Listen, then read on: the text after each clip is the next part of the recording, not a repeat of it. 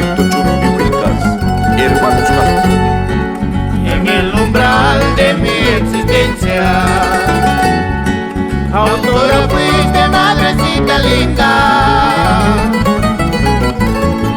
Me acobijaste en tus entrañas los 9 meses con mucho cuidado, los 9 meses con mucho cuidado.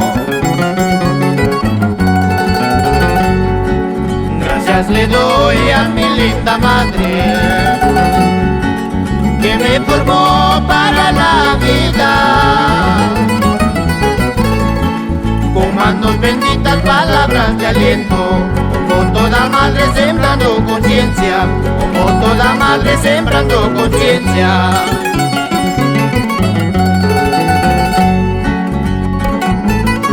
Para todas las madres del Perú y el mundo, en especial para la autora de mi existencia, María Salomé Loaiza Negrón, toda la vida por cualquier marca.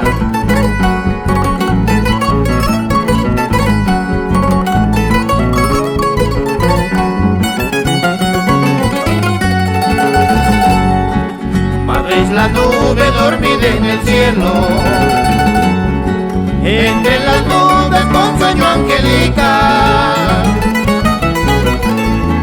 Eres el agua de azules reflejos, que con tus reflejos orientas mi vida, que con tus reflejos orientas mi vida.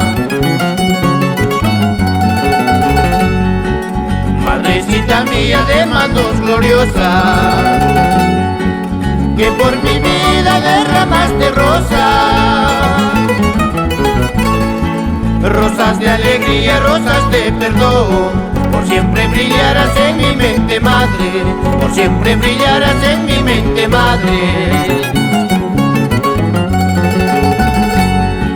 Madre es una sola, le recalco amigos, madre es una sola, le recalco amigos, nunca por nunca olvidarla, nuestra autora, nunca por nunca olvidarla, nuestra autora. Madre es una sola, le recalco amigos, madre es una sola, le recalco amigos, nunca por nunca olvidarla, nuestra autora, nunca por nunca olvidarla, nuestra autora.